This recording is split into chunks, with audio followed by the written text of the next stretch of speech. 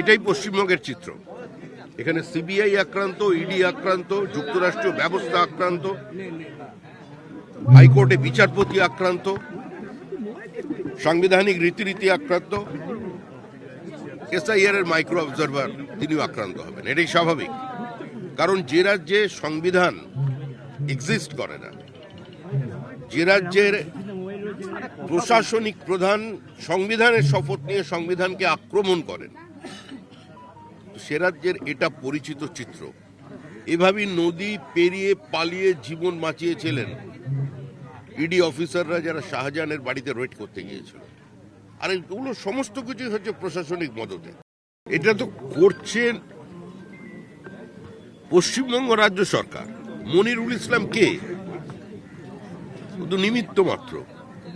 তৃণমূল কংগ্রেসের যে এজেন্ডা, সরকারি এজেন্ডা, সেই এজেন্ডাকেই ফুলফিল করবার জন্য সবাই কাজ করছে। মনিরুল তাদের মধ্যে একজন। এবার সংবিধানের রক্ষাকর্তা যারা, এই প্রশ্নটা আমাকে না করে ইসিকে গিয়ে করুন, কেন তারা করছে না। আমি তো আবার বলছি, শুধু ইলেকশন কমিশনকে নয়, যারা কনস্টিটিউশনের কাস্টোডিয়ান আছেন তাদের ইন্টারভেন করতে হবে। তারা কোথায়? জ্ঞানেশ কুমারকেও কলকাতায় আসতে হবে, মুর্শিদাবাদে যেতে হবে, ওই যেখানে বলছেন মনিরুলরা আছে ওদের ঘুরে দেখতে হবে, আর রাজ্যপালকেও রাজভবনের বাইরে বেরিয়ে আসতে হবে। কিন্তু এ ধরনের ঘটনা বাড়ছে সমাজে।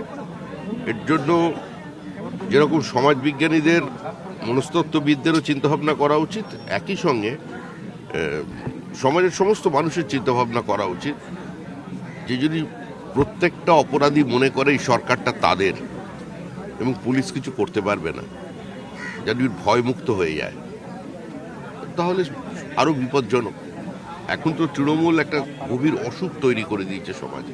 মানুষকে হেনস্থা হতে হচ্ছে ওর জন্য। এটা তো পরিকল্পিতভাবে বিএলওদের দিয়ে এমন তথ্য আপলোড করিয়েছে যাতে এই দুর্বল চিত্রনাট্যটা উপস্থাপিত করা যায়।